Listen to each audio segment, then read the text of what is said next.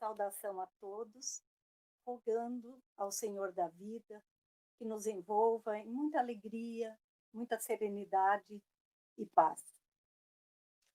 No capítulo 31 do Livro dos Médiuns, no item 15, o Espírito de Verdade nos esclarece que as grandes missões só aos homens de escola são confiadas e que Deus mesmo os coloca sem que eles o procurem, no meio e na posição em que possam prestar concurso eficaz.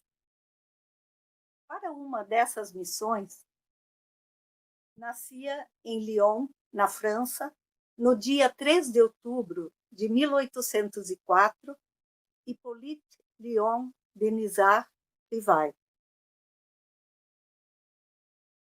Pelo tempo que dispomos, algumas ideias, algumas linhas, alguns apontamentos da sua biografia e da grande missão que ele desempenhou e que nos traz. Aos 10 anos, é levado pelos pais para a sua educação, a sua instrução, no Instituto de Pestalozzi, em Yverdon, onde cedo se percebeu o caráter e a inteligência do jovem Hippolyte. Auxiliava os demais alunos que estavam em condições ainda inferiores à sua, auxiliava-os nos seus estudos, na sua formação, oferecia todos os seus préstimos, demonstrando o seu caráter. A primeira metade da sua vida ele dedicou a escrever obras clássicas, elementares, destinadas principalmente à formação dos jovens ou da mocidade, como ele dizia. Aos 18 anos, já editou a sua primeira obra didática na área da aritmética. E foi nesse meio educacional, literário, que ele conheceu a poetisa, professora e artista plástica Amélie Gabrielle Boudet, com quem se casou e que foi a sua grande companheira da sua jornada, do seu trabalho, e, inclusive, o pilar de sustentação para que a obra não se perdesse logo após a sua desencarnação. Em 1854, toma ciência, é informado, ouve falar das mesas girantes, e convidado por colegas seus, pessoas que ele conhecia pelo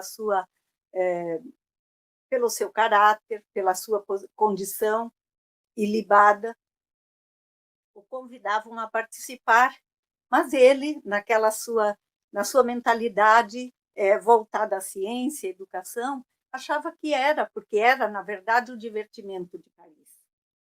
Finalmente cedeu aos apelos e começa, então, a tomar ciência daquilo que ocorria. E de imediato percebe que havia ali mais do que um passatempo, porque as mesas, dizia ele, não eram inteligentes, então deveria haver uma causa inteligente. Investiga, examina com seu raciocínio claro a sua imparcialidade e vai percebendo, então, e recebendo outras, através de cartas, mensagens, etc., a partir do seu estudo, vai recebendo tantas outras informações que ele percebe que há ali algo de sério. Recebe, então, uma mensagem do Espírito de Verdade, falando-lhe da sua tarefa, da sua missão na codificação dessa obra. E o Espírito de Verdade o esclarece que essa obra ele poderia falhar ou poderia até não aceitar, mas os desígnios divinos se concretizariam. Se ele falhasse, outro o substituiria. E a mesma coisa aconteceria se ele não aceitasse. Aceitando, o Espírito da Verdade o alertou de que seria uma obra que lhe exigiria muito, inclusive da sua dedicação, da sua vida, abreviando-lhe até em razão da saúde pelo esforço que ele teria que dedicar à concretização dessa obra. E eu fico pensando, quando nós analisamos, se nós fôssemos alertados de tantos percalços, de tantas dificuldades, será que nós assumiríamos uma obra desse tamanho?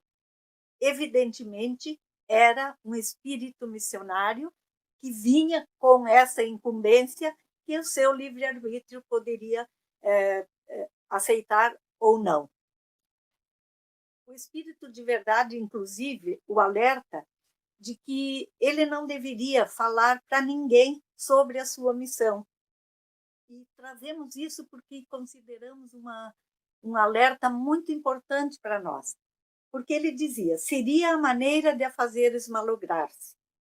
Ela somente pode justificar-se pela obra realizada, e tu ainda nada fizeste.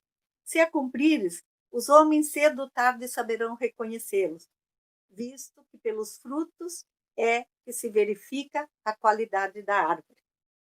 Nós vivemos num mundo em que tantas vezes as pessoas apregoam projetos mirabolantes, trazem propostas, fazem promessas, e que, com o passar do tempo, ou pela interferência daqueles que não querem ver o sucesso, ou pelo seu próprio esquecimento, ou pelo esforço que exigem, e logo, logo, a gente vê que nada se concretiza. Allan Kardec assume de corpo e alma, dedica a sua vida, o seu trabalho, e abdica, inclusive, do seu nome, e adota um pseudônimo de Allan Kardec, esquecendo o Hippolyte para não confundir com a sua imagem profissional. E já em abril de 1857, vejamos que são apenas 3 anos, sob o pseudônimo, então, de Allan Kardec, traz para a humanidade o Livro dos Espíritos, concretizando a promessa do Cristo de trazer à humanidade o Consolador prometido. Revolucionou o conhecimento humano, sabemos nós, porque convoca a ciência e a filosofia a experimentar e a examinar o além, ou seja, a vida do mundo espiritual. Restabelece a verdadeira doutrina do Cristo, que foi alterada durante 18 séculos pelos interesses e interpretações que visavam os interesses particulares dos homens. O Livro dos Espíritos descortina, na verdade, os horizontes da imortalidade e a reencarnação como o recurso amoroso da justiça divina que se assenta numa fé raciocinada. Essa obra, dividida em 4 partes, como nós sabemos, ela vai depois ser aprofundada, cada uma das partes, trazendo-nos, na sequência, aprofundando, por exemplo, a segunda parte, o Livro dos Médiuns, que vai desvendar, já ali em 61, desvendar o mundo espiritual, a dimensão da vida no mundo espiritual e a comunicabilidade com os homens na Terra. E trazendo-nos todos os detalhes e a possibilidade de exercermos a mediunidade com Jesus. O próprio Espírito Emmanuel, no livro A Religião dos Espíritos, nos fala que a mediunidade, os fenômenos mediúnicos eram, na verdade, a base de toda a religião. Mas muitas religiões sequer aceitam a comunicabilidade. Então, o Livro dos Médiuns, que já estava lá na segunda parte do Livro dos Espíritos, nos traz isso com uma clareza impressionante, mostrando-nos que a vida, além de seguir, ela nos permite que aqueles nossos entes queridos, os nossos anjos de guarda, os guardiões da terra, todas as áreas do conhecimento e da ciência, o trabalho continua nos 2 planos da vida, e esse intercâmbio nos possibilita aperfeiçoá-lo. Ao mundo que havia esquecido o amor e a caridade que o Cristo nos trouxe, traz novamente a moral do Cristo, a boa nova na sua pureza primitiva, estabelecendo, como diz o próprio codificador, a caridade incondicional como um simples dever. Diante da intolerância religiosa, já em 1865, nos traz o Céu e o Inferno, que vai ali, então, contestar as penas futuras, trazendo a justiça de Deus como sem punição, que o nosso sofrimento é decorrência da nossa vida pregressa ou dos nossos erros nessa vida mesmo.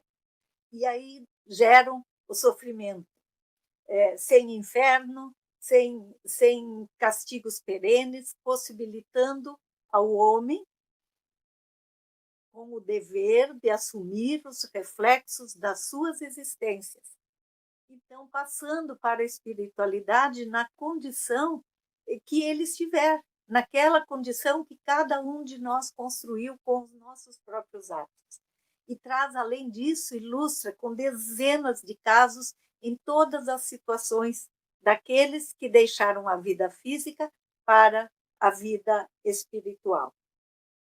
E também vamos lembrar que o mundo se perdia em interpretações teológicas, e com a Gênese, já em 1868, nos traz a origem da Terra, nos fala de Deus de uma forma lindíssima.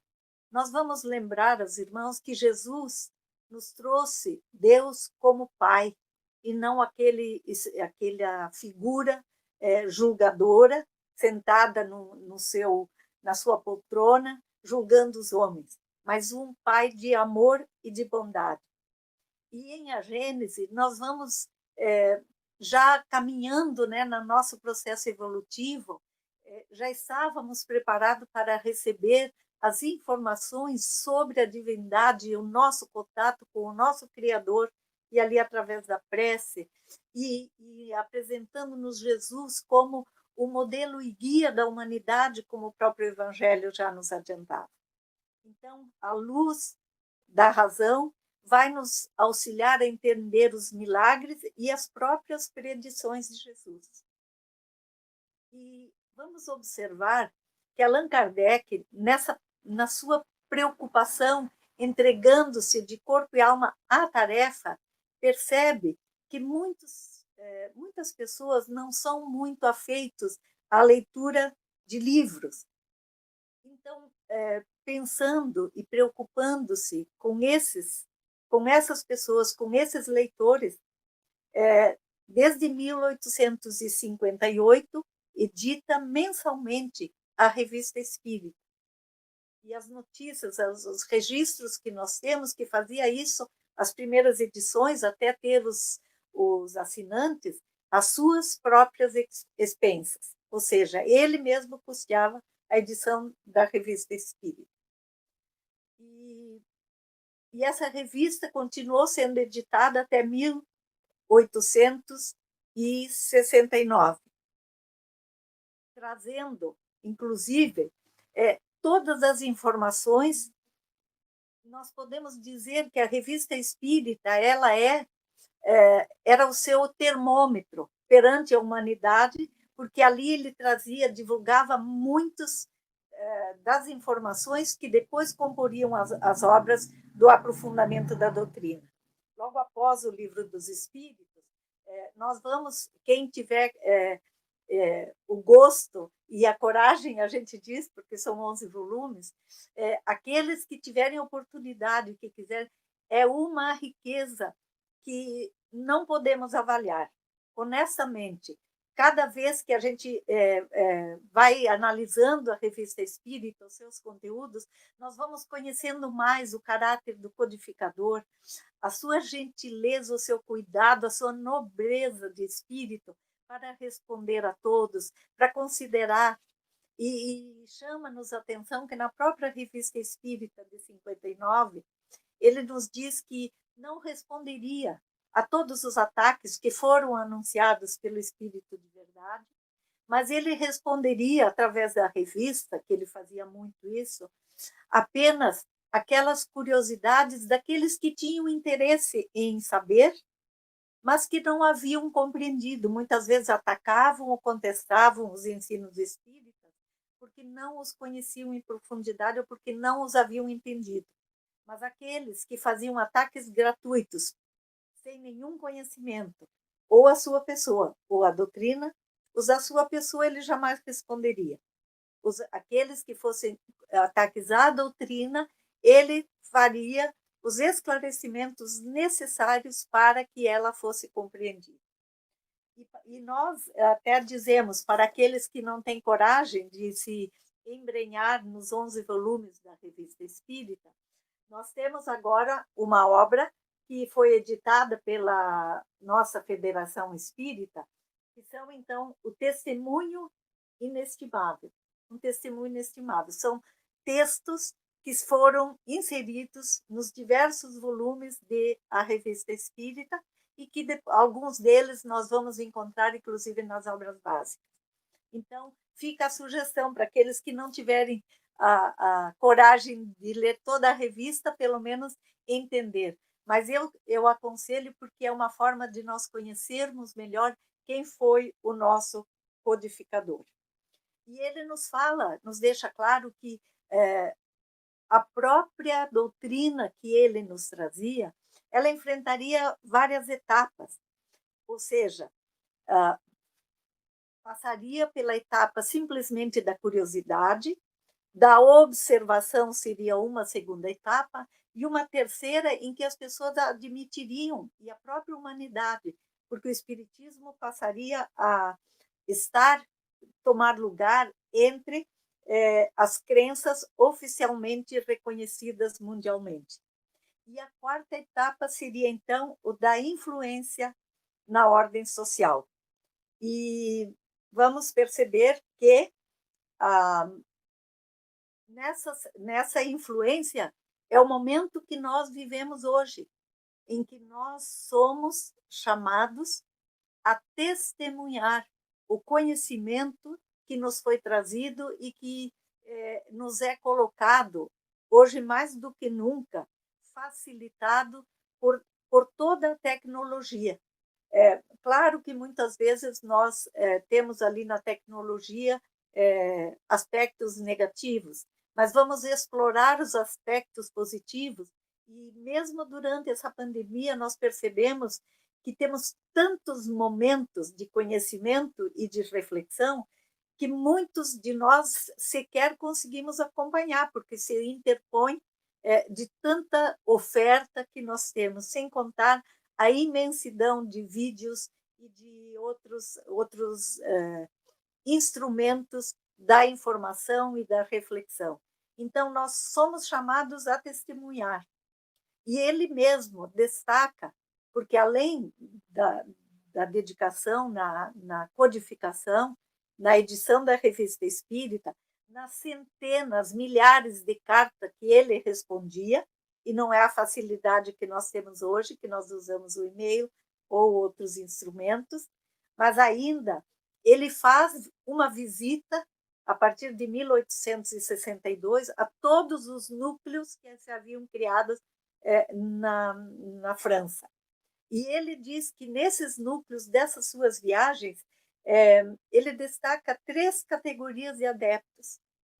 E os primeiros são aqueles que se limitam a acreditar e que se ligam aos fenômenos. Os segundos, ele diz que são aqueles que compreendem até o alcance filosófico e admiram a moral, mas não a praticam. E os terceiros, enfim, não se contentam em admirar a moral, praticam-na e aceitam as suas consequências, tendo a caridade como regra, e esses ele classifica como os verdadeiros espíritas, e ele mesmo diz que tinha a alegria de constatar nessa viagem que essa terceira categoria era já a maioria entre os adeptos do Espiritismo, que ele tivera a alegria de encontrar em todos os núcleos. E nós vamos perceber também o que representou, qual é o mérito desse espírito de Skoll, que, embora ele sempre tenha atribuído a obra aos espíritos, mas nós sabemos que o seu esforço e as dificuldades que ele enfrentou foram supremas. E ele próprio nos afirma, numa nota que ele escreve lá em 1867, que ele diz, experimentei todas as vicissitudes que me foram anunciadas pelo Espírito de verdade no início da sua missão. Tenho sido alvo de ódios implacáveis, inimigos, injúrias, calúnias, inveja, ciúmes. Têm sido publicados contra mim infames libelos. As minhas melhores instruções foram desnaturadas. Tenho sido traído por aqueles em quem depositei a minha confiança e pago com a ingratidão. Então, nós percebemos que, e aqui queríamos destacar, que apesar da sua fortaleza, ou o teor de tudo que ele enfrentou como codificador da doutrina, um fato que também nós lembramos no dia 9 de outubro, que foi lá em 61, quando o senhor Lachette, que era um livreiro de Barcelona, encomenda as obras e elas são remetidas a ele.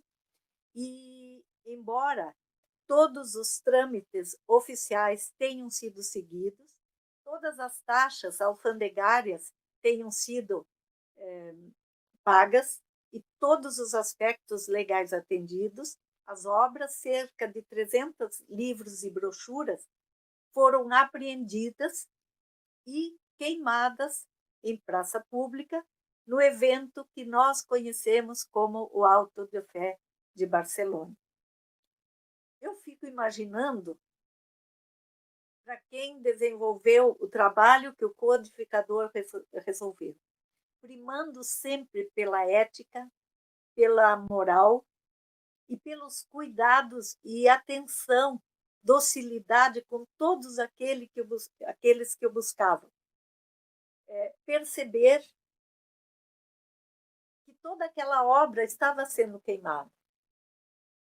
E quando Lachette, que era o livreiro, o consulta sobre a possibilidade de acionar os órgãos, né, exigindo, porque a queima foi decretada pela Igreja Católica e acompanhada, inclusive, com toda a pompa e a oficialidade, que nós sabemos que, na verdade, era uma oficialidade aparente, mas era.